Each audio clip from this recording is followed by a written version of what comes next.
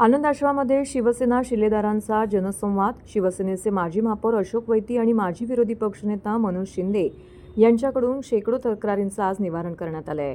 ठाणे महानगरपालिका क्षेत्रातील नागरिकांच्या विविध समस्या जाणून घेण्यासाठी व जनतेशी थेट संवाद साधण्यासाठी शिवसेनेच्या शिलेदारांना समस्या, सेवा आणि समाधान या त्रिसूत्रीवरती आधारित आनंदाश्रम येथे जनसंवाद उपक्रमाचा श्रीगणेशा केला आहे. राज्याचे उपमुख्यमंत्री एकनाथ शिंदे, कल्याणचे खासदार डॉक्टर श्रीकांत शिंदे आणि ठाण्याचे खासदार नरेश म्हस्के यांच्या मार्गदर्शनाखाली शिवसेनेचे माजी महापौर अशोक वैती, माजी विरोधी पक्षनेता मनोज शिंदे यांनी नागरिकांच्या शेकडो तक्रारींचं निवारण यावेळी केलंय. दरम्यान दर मंगळवारी आनंद आश्रमात जनसंवाद उपक्रम नियमित सुरू राहणार असून दर गुरुवारी ठाणे महानगरपालिका कर्मचाऱ्यांच्या तसेच ठाणे महानगरपालिका संबंधित नागरिकांच्या तक्रारी व समस्या सोडवल्या जाणार असल्याचं अशोक वैती आणि मनोज शिंदे यांनी पत्रकारांशी बोलताना सांगितलं. शिवसेनेचे ठाणे आणि ठाण्याची शिवसेना हे ब्रीद जपत आजवर 80% समाजकारण, 20% राजकारण हा हिंदू हृदय सम्राट शिवसेना प्रमुख बाळासाहेब ठाकरे आणि धर्मवीर आनंद दिघे यांच्या माजी मुख्यमंत्री तसेच राज्याचे विद्यमान उपमुख्यमंत्री एकनाथ शिंदे यांनी कायम राखला आहे. याच पार्श्वभूमीवरती ठाण्यातील शिवसेनेच्या शाखांमध्ये प्रभागातील समस्यांची तड लावली जातच आहे. तर आता शिवसेनेच्या वरिष्ठ नेते मंडळी लोकांच्या समस्या ऐकून घेऊन संबंधित प्रशासनाकडून त्या सोडवून घेतील आणि नागरिकांना दिलासा देतील असं देखील यावेळी म्हटलं आहे. जनसंवाद उपक्रमातून महत्त्वपूर्ण पाऊल उचललं जाणार आहे.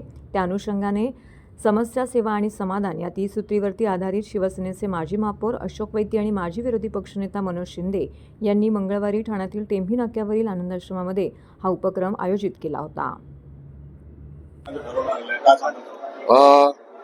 शिवसेना पक्षाचे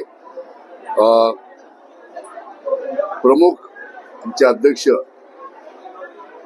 एकनाथ शिंदे साहेब यांच्या आदेशानुसार या ठिकाणी आनंदाश्रम टेंभी नाका येथे समस्या, लोकांची सेवा आणि त्यांचं समाधान हे तिन्ही विषय घेऊन आम्ही इथे वेळ देणार आहोत.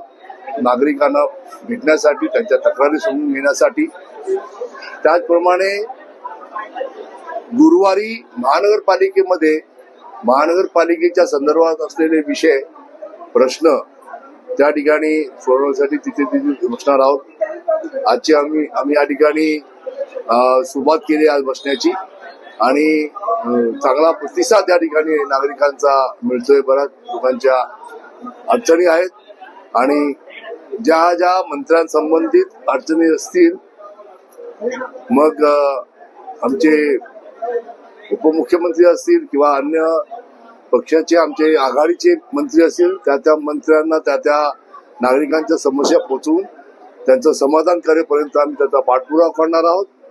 त्याचप्रमाणे या संपूर्ण ठाण्यामध्ये जे माजी महापौर, माजी उपमहापौर, माजी विरोधी पक्ष नेते हे अनुक्रमे नागरिकांना वेळ देणार आहेत. त्याचप्रमाणे विभाग प्रमुख, शहर प्रमुख हे देखील जबाबदारी या ठिकाणी बसणार आहोत. कारण विषय असा आहे की आज लोक फक्त नावाच्या माध्यमातून मोठा दरबार घेऊन एक प्रकारचं राजकारण करण्याचा जर प्रयत्न करत असतील तर आमचे उपमुख्यमंत्री लोकांमध्ये जाऊन काम करतात आहेत आणि त्यांच्या कामाच्या मागे आम्ही देखील तळागाळापर्यंत पोहोचण्याचे त्यांचे आदेश पाळून तळागाळातल्या लोकांची समस्या सोडवण्यासाठी सर्व नगरसेवक आणि आम्ही महापौर, उपमहापौर, माजी विरोधी पक्ष पदाधिकारी सर्व त्यांना त्यांचं समाधान करण्यासाठी सक्षम राहू. नागरिकांना काय आवाहन करू? आम्ही नागरिकांना आवाहन करू, हे आठवड्यातले 2 दिवस आहेत, ज्यांना अडचणी आहेत, प्रश्न आहेत आणि वेळ आली तर त्या अशा काही समस्या असतील तर त्यांच्या ठिकाणी जाऊन आम्ही त्या भागात जाऊन त्यांच्या भेटीगाठी घेऊन देखील आम्ही ते समस्या सोडवणार आहोत आणि त्याच्यामुळे ह्या संधीचा लाभ घ्यावा आणि आपल्या समस्या घेऊन मोठ्या संख्येने या ठिकाणी यावं. शिवसेना हा एकमेव पक्ष आहे जो सर्वसामान्य गरीब नागरिकांच्या समस्या जाणून घेणारा पक्ष आहे आणि म्हणून याचा शुभारंभ झाला. कोणीतरी जनता दरबार लागला म्हणून आपण काहीतरी करावं असं काही उद्दिष्ट नाही आहे. गेल्या अनेक वर्षापासून धर्मवीर आनंद दिघे साहेबांच्या ह्या आश्रमामध्ये नागरिकांचे प्रश्न असतील ते सोडवण्याच्या दृष्टीने सर्वपरीने प्रयत्न होत असतात. यावेळी आम्ही समस्या, सेवा आणि समाधान खऱ्या अर्थ नागरिकांच्या ज्या समस्या आहेत त्यांच्या सेवा करण्याची जी संधी मिळणार आहे आम्हाला, त्याच्यातून समाधान आम्हाला देखील असणार आहे, त्यांचं काम झाल्यानंतर त्यांना देखील असणार आहे.